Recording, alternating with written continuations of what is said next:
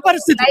లైన్లలో కొమరేలిలో కూడా ఆయన ఉన్న హయాంలో ఎంత నీట్నెస్, ఎంత జాగ్రత్తలు వహించారో ఈ రోజు ఈ గవర్నమెంట్ అంత నీట్నెస్ లేదు. కింద పోలీస్ స్టేషన్ దగ్గర పొద్దున్న నుంచి మురికి నీళ్లు పోతున్నాయి. అక్కడ స్నానాలు చేసే దగ్గర అక్కడ రోడ్డు మీద అంతా మురికి నీళ్ళు, అందులోనే బోనాలు పోతున్నాయి. ఆ వీడియో కూడా తీసిన మేడం. మాకు రాజకీయాలు అవసరం లేదు. పట్టించుకునే నాదుడు లేడు.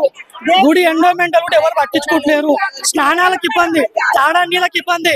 కరెంటు రూమ్లు వేసుకొని అక్కడక్కడ ఉన్న వాళ్ళు, సెలెక్ట్ వేసుకొని ఉన్న వాళ్ళకు కరెంట్ వేసుకుంటే ఎలక్ట్రిసిటీ డిపార్ట్మెంట్ వాళ్ళు ఒక్కొక్క 1000 రూపాయలు వసూలు చేస్తారు.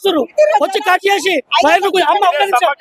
వైరు గుంజేసి మళ్ళీ వైరు పిల్లలు లైట్ కు రాత్రి చీకటి కూడా పాములు వస్తాయంటే కొన్నేసి 1000 రూపాయలు వసూలు చేస్తారు. నా దగ్గర వీడియో ఉంది, ఇమ్మంటే ఇస్తానండి. ఎలక్ట్రిసిటీ డిపార్ట్మెంట్ చర్య తీసుకోవాలి ఇమీడియట్ గా.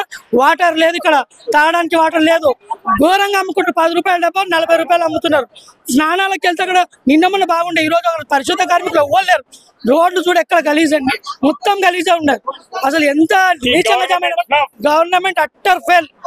దీనిలో మాత్రం మాకు ఈ కాంగ్రెస్, బీఆర్ఎస్, బీజేపీ మాకు సంబంధం లేదు.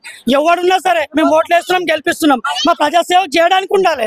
కానీ డబ్బులు దబ్బుకుంటున్నారు. స్పెషల్ దర్శనం 500, ఈ దర్శనం 100 రూపాయలు. ధర్మ దర్శనం ఎక్కడ లేదు, అన్ని డబ్బులు దబ్బుతున్నారు. మాకే గీస్తున్నారు గుళ్ళు. మాకు ఇక్కడ మాత్రం మాకు ఎంత ఇబ్బంది అవుతుంది. టికెట్లు తీసుకుంటారు. బోనంకు 40 రూపాయలు, బియ్యంకు 50 రూపాయలు. కానీ లైన్ లేదు. ఒక్క లైన్ చెప్పేటోడు ఒక్క నాదుడు లేడు, ఒక కానిస్టేబుల్ లేడు, ఒక ఎండోమెంట్ డిపార్ట్మెంట్ ఒక్క లేదు. ఈ లైన్ లో పోండి, ఈ లైన్ లో పోండి.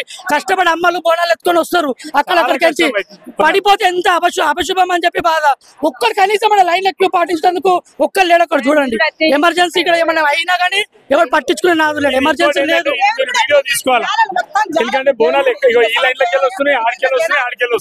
క్యూ పాటించమని చెప్పడానికి ఎండోమెంట్ నుండి ఓటు దిక్కులేడు.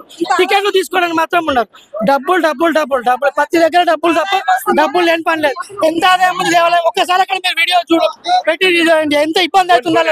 ఈ సందర్భంగా ఇక్కడ వచ్చిన భక్తులకు చెప్తా, గవర్నమెంట్ ని మనం తెచ్చుకున్నాం, ఇలా మనం బాధపడుతున్నాం. మళ్ళీ నెక్స్ట్ ఏం చేయాలనేది అందరి చేతిలో ఉంటుంది. బోల్ రేణుకెళ్ళమ్మ తల్లికి.